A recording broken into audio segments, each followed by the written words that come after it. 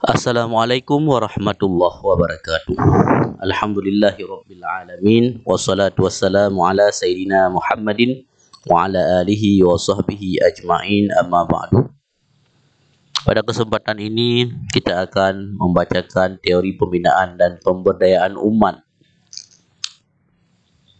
termasuk dalam kompetensi umum pada materi kisi-kisi P3K. Bisa juga untuk SKB JPNS dan juga untuk chat penais.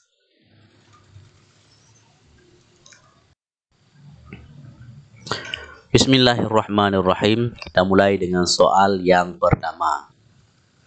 Apa tujuan utama dari evaluasi dalam sebuah penyuluhan agama kepada masyarakat?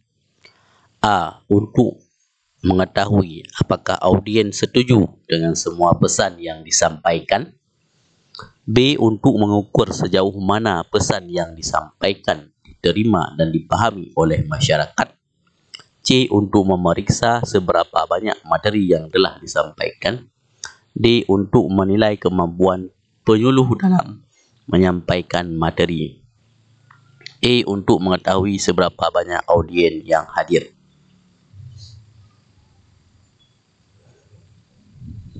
Tujuan utama dari evaluasi apa?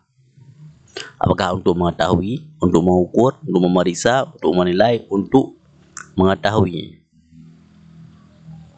Jawabannya adalah untuk mengukur sejauh mana pesan yang disampaikan diterima dan dipahami oleh masyarakat, sehingga bisa diperbaiki ataupun disesuaikan dengan penyuluhan berikutnya. Kalau sudah diukur sejauh mana pesan yang disampaikan diterima, maka bisa diperbaiki ataupun disesuaikan untuk penyuluhan berikutnya. Di jawaban yang tepat adalah B. Ingat saja tujuan utama dari evaluasi dalam sebuah penyuluhan. Soal nomor 2. Setelah melakukan penyuluhan tentang pentingnya pendidikan agama untuk anak-anak, seorang penyuluh mendapati bahawa banyak orang tua yang merasa kesulitan untuk menyekolahkan anak-anak mereka. Apa yang sebaiknya dilakukan oleh penyuluh? A. Menyalahkan orang tua karena tidak menyekolahkan anak-anak mereka. B. Menawarkan solusi seperti mencari bantuan atau memberikan informasi tentang program pendidikan agama yang terjangkau.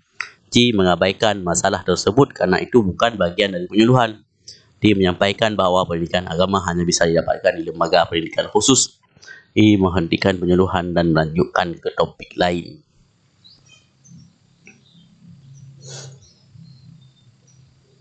Jadi ada orang tua yang merasa kesulitan menyekolahkan anak-anak mereka. Jadi bagaimana nih penyuluh? B. Menawarkan solusi seperti mencari bantuan atau memberikan informasi tentang program pendidikan agama yang terjangkau. Jadi ini untuk membantu dalam mengatasi kesulitan masyarakat. Menyalahkan ini bukan, kemudian mengabaikan bukan juga, kemudian menyampaikan bukan solusi, menghentikan penyuluhan juga bukan solusi. Jadi yang benar adalah menawarkan. Jawabannya adalah B. Soal yang ketiga, penyuluhan agama yang dilakukan dengan melibatkan tokoh masyarakat lokal akan A. Mengurangi kredibilitas penyuluh agama. B. Memperkuat pesan penyuluhan karena tokoh masyarakat dapat mempengaruhi audiens dengan lebih baik. C. Membuat audiens tidak tertarik karena merasa tidak relevan. D. Membatasi audiens hanya pada kelompok tertentu. E. Menyebabkan audiens merasa tidak dihargai. Jawaban yang tepat adalah B. Melibatkan tokoh masyarakat lokal dapat memperkuat pesan penyuluhan karena mereka memiliki pengaruh yang besar terhadap audiens setempat.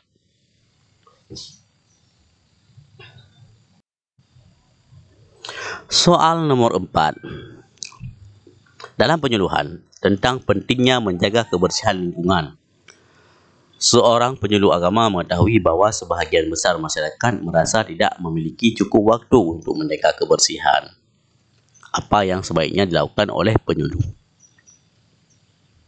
A. Menyampaikan bahawa kebersihan adalah kewajiban agama dan meminta mereka untuk meluangkan waktu. B. Menghentikan penyuluhan dan tidak membahasnya lagi. C. Mengabaikan masalah waktu dan melanjutkan materi lain. D. Memberikan solusi praktis seperti cara menjaga kebersihan dengan waktu yang terbatas.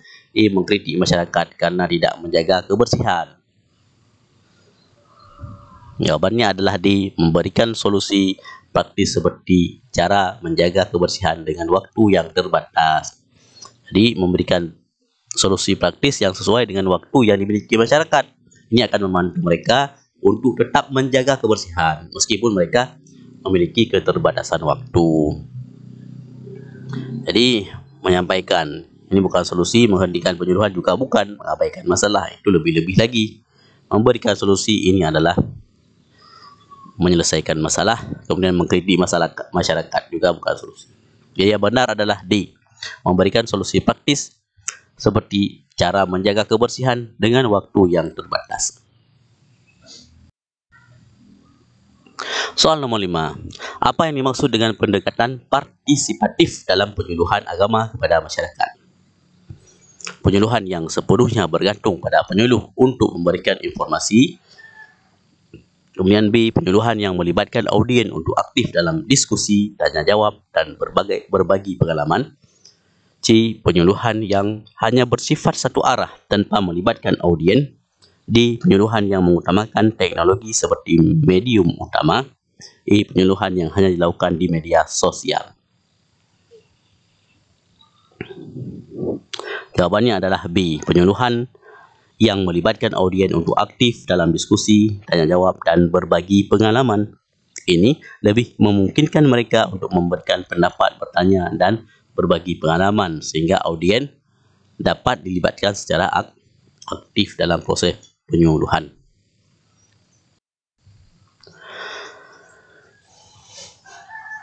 Soal nomor 6. Dalam sebuah penyuluhan agama tentang zakat, seorang warga mengajukan pertanyaan yang membingungkan tentang cara menghitung zakat penghasilan. Apa yang sebaiknya dilakukan oleh penyuluh? A. Menjawab dengan singkat tanpa memberikan penjelasan lebih lanjut. B. Menyampaikan bahawa pertanyaan tersebut tidak relevan dan mengabaikannya. C. Memberikan penjelasan yang detail dan memberi contoh konkret cara menghitung zakat penghasilan. D. Membiarkan pertanyaan itu tidak dijawab dan melanjutkan materi. E. Mengarahkan warga tersebut untuk mencari jawaban sendiri di tempat lain. Jadi jawaban yang tepat adalah memberikan penjelasan yang detail. Jadi C ya. Memberikan penjelasan detail dan contoh konkret akan membantu warga memahami cara menghitung zakat penghasilan dengan benar. Memberikan penjelasan yang detail dan memberi contoh konkret cara menghitung zakat penghasilan. Jadi jawabannya adalah C. Soal nomor 7. Seorang penyuluh agama melakukan penyuluhan tentang pentingnya perilaku hidup bersih dan sehat. Tetapi sebahagian besar audien tampaknya tidak memberikan perhatian. Apa yang sebaiknya dilakukan? A. Meningkatkan nada suara untuk mendapatkan perhatian. B. Menghentikan penyuluhan dan membiarkan audien pergi. C. Menyampaikan materi dengan menggunakan contoh atau kisah yang lebih relevan dengan kehidupan audien. D. Memberikan materi yang lebih banyak tanpa mengubah pendekatan. E. Mengkritik audien karena tidak tertarik. Jawabannya juga C. Menyampaikan materi dengan contoh atau kisah yang relevan dapat membantu audien lebih memahami dan tertarik dengan topik yang disampaikan. Soal nomor 8. Mengapa penting untuk membuat materi penyuluhan agama yang sesuai dengan tingkat pendidikan masyarakat yang menjadi audien? A. Agar penyuluh tidak kesulitan berbicara dengan bahasa teknis. B. Agar materi mudah dipahami dan diterima oleh semua kalangan masyarakat. C. Agar masyarakat merasa dihormati dan tidak merasa direndahkan. D. Agar materi lebih kompleks dan sulit dipahami. E. Agar audien merasa bahawa mereka tidak perlu mengubah perilaku mereka. Jadi mengapa penting untuk membuat materi penyuluhan? Jawabannya adalah agar materi mudah dipahami dan diterima oleh semua kalangan masyarakat. Jadi sesuai nanti.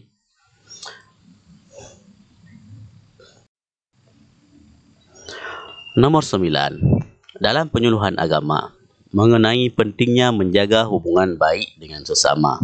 Seorang penyuluh menyarankan audien untuk lebih terbuka dan saling membantu. Namun, beberapa audien menunjukkan ketidaksetujuan karena faktor budaya lokal yang berbeda. Apa yang sebaiknya dilakukan oleh penyuluh? A. Memaksakan ide tersebut meskipun tidak diterima. B. Mengabaikan ketidaksetujuan dan melanjutkan materi. C. Menghormati perbedaan tersebut dan mengajak diskusi untuk menemukan solusi yang sesuai dengan budaya lokal. D. Mengganti materi agar lebih sesuai dengan budaya lokal tanpa menjelaskan pesan agama. E. Membiarkan audien saling berdebat dan tidak memberikan solusi.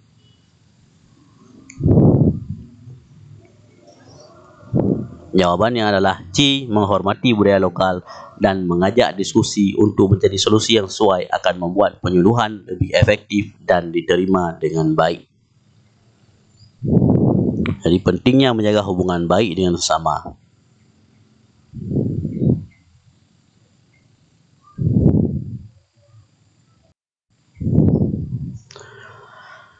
Soal nomor 10.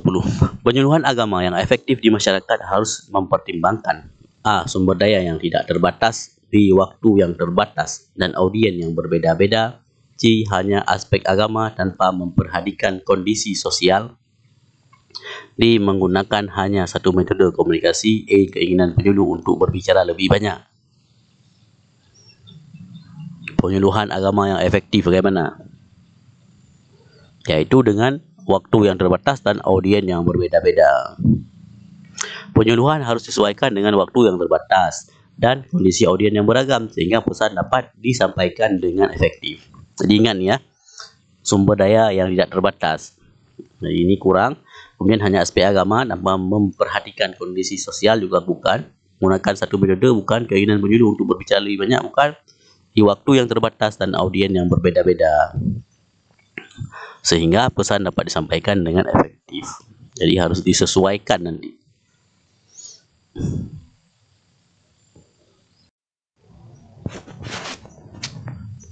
Seorang penyuluh agama menemukan bahwa masyarakat sangat tertarik untuk membahas topik tentang zakat, tetapi mereka merasa bingung tentang mekanisme pengumpulannya.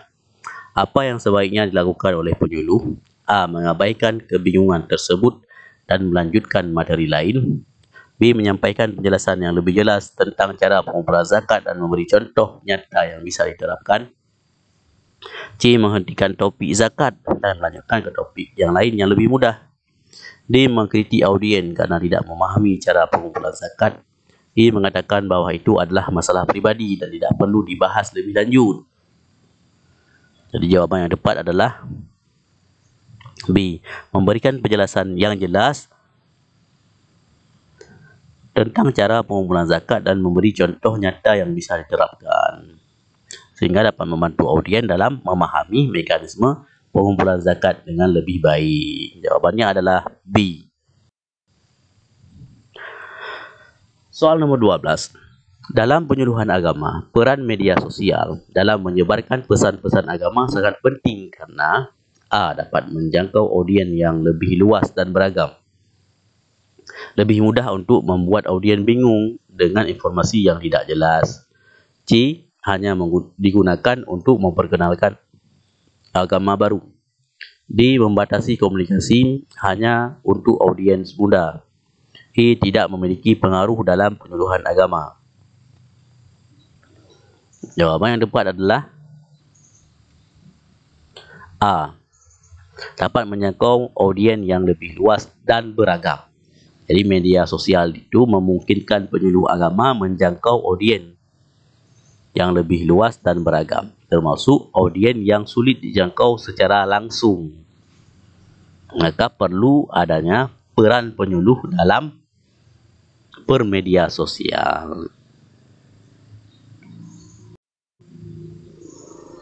Soal nomor 13. Penyuluh agama ingin memberikan pemahaman kepada masyarakat tentang pentingnya sedekah.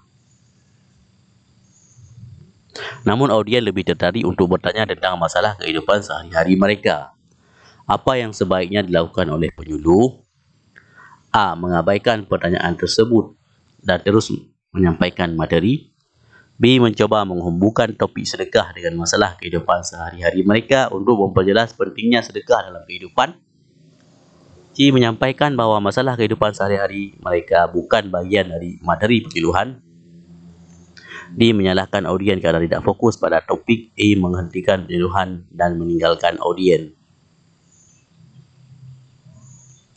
Jawapan yang tepat adalah B. Menghubungkan topik sedekah dengan masalah kehidupan sehari-hari akan membuat audien merasa bahawa pesan penyuluhan lebih relevan dan bermanfaat.